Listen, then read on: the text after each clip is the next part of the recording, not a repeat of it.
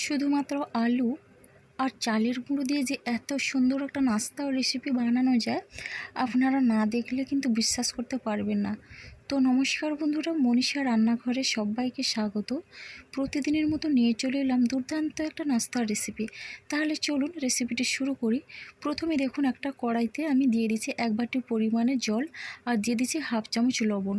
জলটা আমি গরম করে নেব। গ্যাসে আমি কড়াইটা বসিয়ে রেখেছি, তো এখন আমি জলটা গরম করে নেব। তো বন্ধুরা দেখুন, লবণটা দিয়ে ভালো করে আমি মিশিয়ে নিলাম আর জলটা হালকা গরম হয়ে গেছে। আর এখন সেই একই বাটিতে আমি দিয়ে দিচ্ছি চালের গুঁড়ো। তো বন্ধুরা, এই বাটির 1 বাটি চালের গুঁড়োর সমান একটা বড় কাপের 1 কাপ চালের গুঁড়ো। তো আমি চালের গুঁড়োটা দিয়ে ভালো করে এখানে মিশিয়ে নিচ্ছি জলের সঙ্গে। তো এইভাবে মিশিয়ে নেব আর এটা সম্পূর্ণ লো ফ্লেমেই করতে হবে। আর আমি চালের গুঁড়োতে একটা ডো বানিয়ে নেব। তো বন্ধুরা, ডোয়ের জন্য এখানে বেশি জল লাগবে না, তার জন্য আমি 1 বাটি জল দিয়েছি। তো দেখুন বন্ধুরা, এভাবে কিন্তু আমি নেড়ে চেড়ে ডোটাকে রেডি করে নেব। আর এখন আমি এটা রেখে দেবো ঠান্ডা হওয়া পর্যন্ত।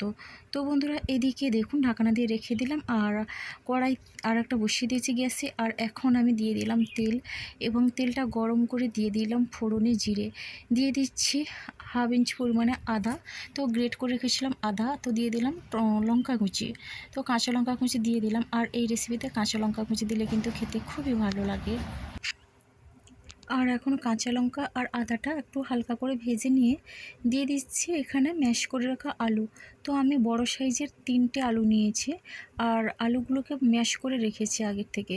তো বন্ধুরা দেখুন, আলুটা আমি দিয়ে দিলাম আর আলু দিয়ে ভালো করে আমি এই মশলার সঙ্গে মিশিয়ে নিচ্ছি। তো বন্ধুরা, আলুর পুরটা কিন্তু অবশ্যই একটু লাল লাল করে ভেজে নিতে হবে। তো এখন আমি দিয়ে দিচ্ছি এখানে জিরের গুঁড়ো আর গরম মশলা গুঁড়ো। তো এখানে আমি পেঁয়াজ দিলাম না। তো বন্ধুরা দেখুন, আর দিয়ে দিলাম অল্প পরিমাণে ধনে গুঁড়ো, দিয়ে দিচ্ছি স্বাদ অনুসারে লবণ। তো বন্ধুরা দেখুন, এখন এই মশলাগুলো দিয়ে এখন আমি ভালো করে এটা মিশিয়ে নেব। তো বন্ধুরা, এই আলুর পুরের সঙ্গে আপনারা যদি আরও কিছু সবজি অ্যাড করতে চান তাহলে অ্যাড করেও দিতে পারেন। আমি এখানে কিন্তু শুধুমাত্র আলুর পুরটাই করছি।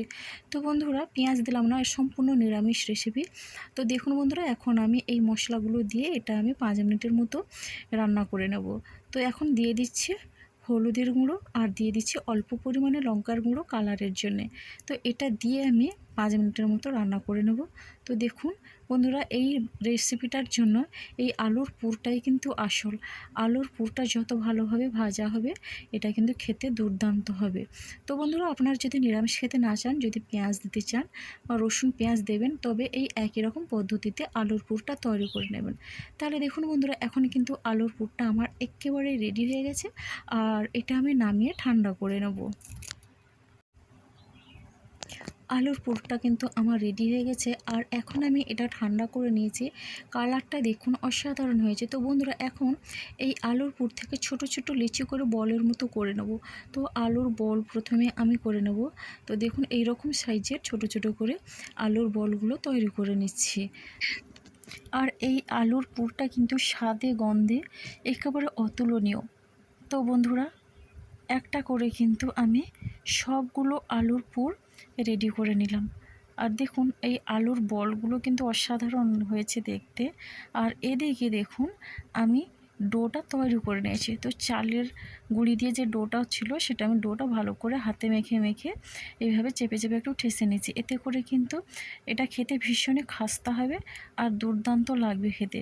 তো বন্ধুরা দেখুন, এইভাবে কিন্তু ডোটাকে ভালো করে ঠেসে একটু মোলায়েম করে নিতে হবে। তো এখন আমি লেচি কেটে নেব। আমরা রুটি যেভাবে খাই লেচি করি, ওই রকম সাইজের লেচিটা করে নেব।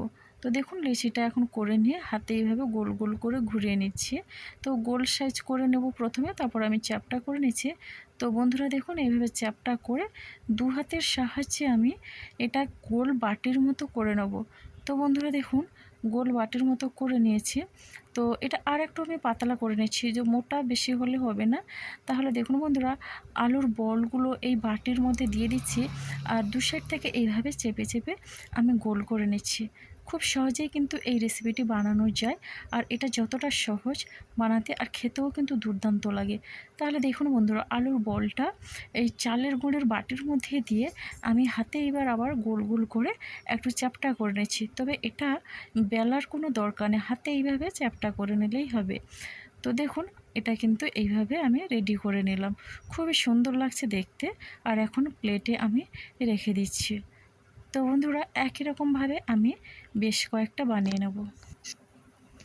আর এটা কিন্তু যদি বানাতে অসুবিধা হয়, হাতের সঙ্গে যদি চালের গুঁড়িটা যদি আটকে থাকে, তাহলে কিন্তু অল্প তেল হাতে একটু মেখে নেবেন। তো দেখুন আমিও সেই একই রকম করছি, হাতে একটু তেল মেখে নিয়ে আবারও আমি এটা তৈরি করা শুরু করে দিলাম। এতে করে কিন্তু হাতে কিন্তু কোনোভাবেই লেগে থাকবে না, আর বানাতেও খুব সুবিধা হবে। তো বন্ধুরা দেখুন এইভাবে করে আমি একটু সেট করে দিচ্ছি। এটা ভালোভাবে চেপে চেপে সেট করে বানাতে হবে, নাহলে কিন্তু ফেটে আবার পুরটা বেরিয়ে আসতে পারে। তাহলে দেখুন বন্ধুরা একই রকমভাবে আমি এখানে তৈরি করে নিলাম।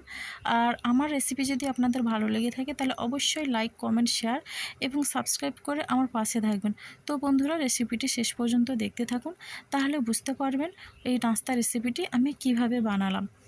তো দেখুন বন্ধুরা এই রকম করে আমার একেবারে সবগুলোই রেডি হয়ে গেল, খুবই সুন্দর লাগছে দেখতে। তো চলুন এখন আমি এখানে গ্যাসে কড়াইটা বসিয়ে দিয়ে দিয়েছি তেল। তো সাদা তেল দিয়ে দিয়েছি, আর তেলটা আমি বেশি পরিমাণে দিইনি, অল্প পরিমাণে তেল দিয়েছি। আর অল্প তেলেই এটা দু সাইড ভালো করে ভেজে নেব। তো তেলটা গরম হয়ে গেছে, আর এখন আমি একে একে সবগুলোই দিয়ে দিলাম। তেলের উপর এই নাস্তাগুলো কিন্তু দেখতে দুর্দান্ত লাগছে। তো বন্ধুরা দেখুন আমি এটা প্রথমে হাই ফ্লেমেই ভেজে নিচ্ছি। তো এটা হাই ফ্লেমেই ভেজে নিতে হবে, চালের গুঁড়ি দিয়ে এটা বানানো, এটা এমনিতেই খাস্তা হয়। তো বন্ধুরা দেখুন এখন আমি উল্টে নিচ্ছি। তো উল্টে পাল্টে আমি এটা ভেজে নেব। তো বেশি কড়া করে ভাজার কোনো দরকার নেই, হালকা করে ভেজে নিলেই হবে। আর আপনাদের এই রেসিপিটি যদি ভালো লেগে থাকে তাহলে অবশ্যই আপনারাও চেষ্টা করবেন বাড়িতে একবার হলেও এটা বানাতে। আর এটা দেখতে যতটা সুন্দর, খেতেও কিন্তু সুস্বাদু। একবার যে খাবে সে কিন্তু বারবার খেতে চাইবে। একঘেয়েমি টিফিনের রেসিপি ভালো না লাগলে এটা একবার ট্রাই করতে পারেন। তো দেখবেন বন্ধুরা দারুণ লাগবে। তাহলে দেখুন বন্ধুরা আমার এটা কিন্তু রেডি হয়ে গেছে, আর এইভাবে লাল লাল করে ভেজে নিয়েছি।